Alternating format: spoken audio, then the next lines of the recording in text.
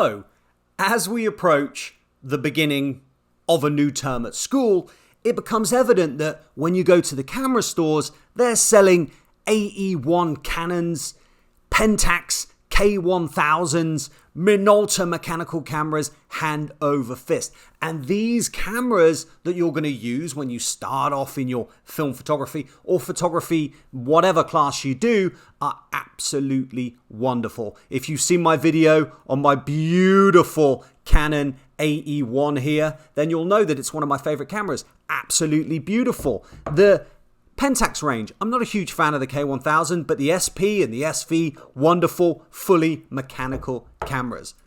The Minolta range, this beautiful Minolta, this beautiful SRT 101 has taken some of the best images, or some of my favorite images for sure. Easy to use, fully mechanical. And that's why these cameras are the ones that the professors like you to buy. These beautiful, mechanical, beautiful, old school, retro, original film cameras. If you can master the triangle of exposure on these old school, vintage, mechanical cameras, then you're already home free.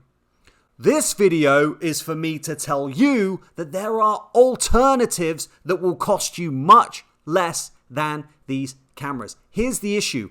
I sell a ton of cameras on eBay, Facebook Marketplace, etc. I buy and sell. It's my hobby. I don't do it for a business. I just love photography equipment. I love photography itself. I have a photography business, but a lot of this is superfluous. So I just move it on eBay. I sell it for not much money, but I'll tell you what, the AE1 can cost you upwards of $200. Are you insane? The Minolta range here, the SRTs, somewhat cheaper, but difficult to find a one that's in really good working condition, but you can still pay upwards of $100, $150. And then don't talk to me about the K1000 and those cameras. This SP is fully mechanical. Yes, it has a built-in light meter. However, it's still going to cost you around about $100 for a decent version of that, and you're a student. So I'm going to give you two options that you should really consider if you're a student or if you're just starting off in film photography that are going to cost you no money. Have a look. Don't wanna sleep in, cause I got something to prove. I gotta take what I hate and finally make a move. I think of you and all the shit you don't do. Well, I'ma make hella sure that I don't become you. I have no regrets, yeah, I'll tie up my chest. I'll never forget what it's like to be in debt. Been stabbed in the back bed, I'll show you what happens. Pass me the mic and I'll show you with action. I feel this pain, you already know. So here we have the beautiful EOS 10S. Now there are so many iterations of these EOS cameras. Canon sold millions of them, and that's why we get this beautiful celebratory anniversary color here. But if you look on the top, we have the little familiar wheel here. Oh my goodness, look at our beautiful DSLR. The wheel, isn't it the same? What does that mean? It means if you can utilize one of these old 35mm, you guys, then when you progress onto your DSLR, you're going to be in the money. Lock L means the camera's turned off, and then that green means we're just fully automatic. Why not? If you're just starting out or you want to give your camera to someone else and say, take a picture of me, put it into fully automatic. You guys, look at these settings. A little face, we're taking a portrait. A mountain, we're going up Kilimanjaro. A flower, we're taking pictures of the flowers you just bought your wife because it's anniversary. Or the running person because you're at a sports ground. And then this little ... barcode situation is for, like we said before down here, this is where you touch that barcode reader and then you can adjust the settings with those preset barcodes, which I absolutely love. You know, you guys, that I like AV, aperture priority. And now if you look on the front of the camera, you have a wheel. I'm adjusting my aperture. This is a nifty 50, 1.8, fast as heck. Beautiful face melting bokeh available all the way up to landscape killing 22, whatever you want to do. And then you can see this shoots one shot down there. But if I press this function button at the bottom, use my wheel, now I can fire for 5 frames a second. Watch.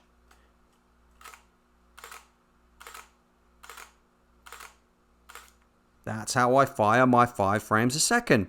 Beautiful. This nifty 50 costs about $50 less. I mean, I picked this one off Goodwill for about $25. But look at the technology you get from the 90s. You guys, you remember the 90s? I mean, heck, think of your cell phone in the 90s and then compare it to this beautiful Canon beast here. So easy to load that film.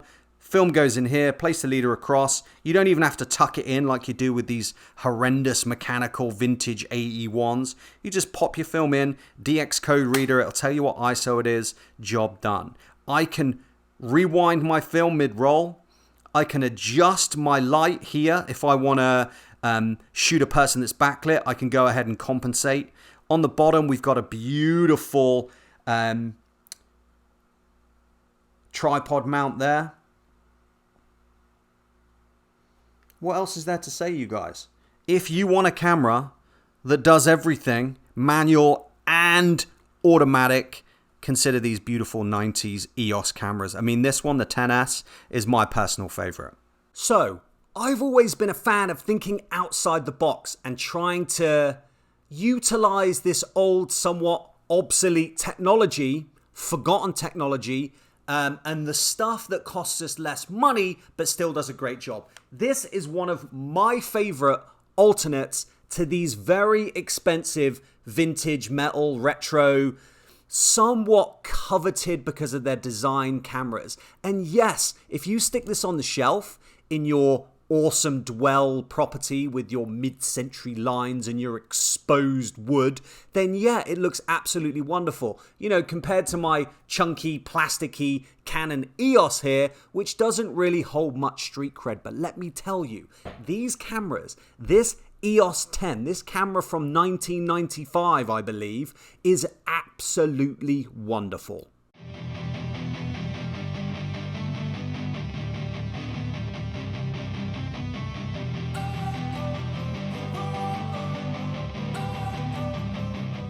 So the EOS 10S, or the QD in Japan, or just the 10 in Europe, was released in the 90s. This was one of the EOS's first, and no, it's not a fully professional camera. It is a prosumer camera body. And if we look at the size of it compared to the Minolta range, it is somewhat similar, but a little bit more chunky. Let me tell you right now that the 101 is about 1.5 times as heavy as the EOS camera. It's a light camera, even though it looks chunky. This is one of their anniversary editions, the silver edition. I believe it was the QS.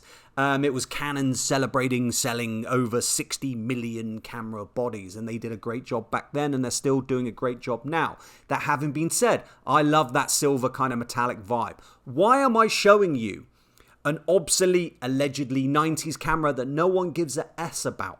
That if you go online right now, you can pick up for $40 in great condition. I'm telling you this because this camera here is capable of shooting fully automatic. And if you're at college, you can just simply switch it to M on the flywheel at the top. Let me just show you this. Easy peasy. Switch it to M if you can see that there on my flywheel at the top. Switch that camera to M, and now the camera is fully manual.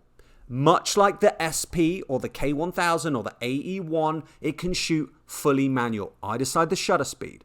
I decide the aperture.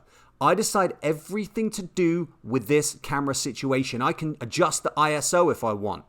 Therefore, I am utilizing the triangular photography to demonstrate to my professor that I understand photography with this beautiful $20 to $30 camera body, and I've just saved $150, you guys. Moreover, when I graduate from photography school, when I leave there with my photographer certificate, I now have a camera that is capable of shooting fully automatic, that I can progress my photography with because it can shoot 5 frames a second.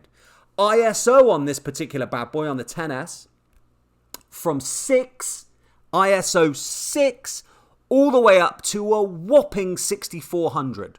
That is ISO 6, which means you can shoot this camera on the surface of the sun. That's how bright conditions you can use this camera in. 6400 means when that light dwindles. In the dark, dark wood, down the dark, dark stairs, there was a dark, dark box. And in the dark, dark box, there was a mouse! That was just a story, one of my favorite stories as a kid growing up. Anyway, you can shoot this in low light conditions, which is awesome. Dark, dark, dark.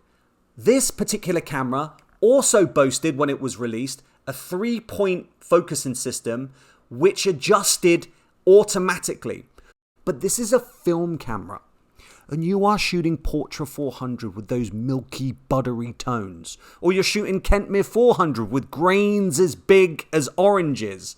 But either way, what you're getting is vibes for days. And if you're a photographer, you know by shooting film that you're getting juices flowing that no film camera or no digital camera could ever replicate, unless it's the Canon 5D Classic. But just know that if you shoot the EOS 10S, then you can interchange the lens with your 5D Classic. Thus, you have a duo made or forged in fire that you can now use for the rest of your photography journey. I can use my Canon 5D Classic all the time with that ultrasonic lens, 25 or 35 to 135 zoom, absolutely beautiful ultrasonic lens, which I just picked up from Goodwill for $35. Shut your face. Or I can interchange my macro lens onto this film camera and shoot macro images of bumblebees doing what bumblebees do. This is the way to do it. Save yourself the money, you guys. If you're a photographer just starting out, if you're a photographer getting back into it, if you just want to do something cool, just avoid spending your money. You don't need to. Join me in my journey of finding cheap deals which absolutely rock your world. So the Canon EOS 10S or the EOS 10 or the EOS QD or the QS or whatever they call it in Japan, is it a viable option in 2024? I think we're moving as a collective away from these vintage metallic cameras and moving more towards the 90s vibes. Look at the fashion that's going on right now. Look at the car choices, the BMW M3, the beautiful, beautiful fashion from the 90s, those bum jeans and whatever else, FUBU t-shirts. Look at the sunglasses people are wearing. Everything is pointing towards the 90s. And the 90s classic, vintage, old school, plasticky, awful feeling cameras actually turn out to be epic. And with that technology, with the bridge technology moving away from the vintage fully mechanical and into this more early stage technologically advanced focusing systems and your motor drives and your pop-up flashes and your tracking focus, aperture priority, shutter priority, program mode, fully manual mode, the touch of a button to adjust your ISO. The cost of film right now is so high that you might... Dude, I just went down to Tuttle Cameras in Long Beach and to develop 3 films. 1 Portra 400 and 2 Fuji 200s, 36 each, and then scans 16 megapixel. $90 to develop 3 rolls of films, and I'm pretty sure the images are going to suck because I didn't care and I used an old film camera. What I'm saying is you want a camera that will utilize the film stock that you're using to the best of its ability. And if you don't use a 90s mechanical or a 90s, and if you don't use a camera with these focusing options and with these light meters, etc., you're probably going to miss 25 to 50% of your shots. No joke. No joke. Unless you're awesome, which you're probably not initially, which none of us are, you're wasting money. You're throwing it out the window. Put these cameras on the shelf in the high-end dwell mid-century home. Absolutely, for sure. I love you. You're beautiful. Thank you for being in my life. Use the 90s cameras to develop your imaging style and your skills. In my opinion. You do what you want to do, but I'm just saying. Thank you for stopping by. The EOS 10S in 2024. Give it a try. It's $20. And let me know what you think. I'll see you guys on the next one. Take care. I have no regrets, yeah, I'll tie up my chest. I'll never forget what it's like.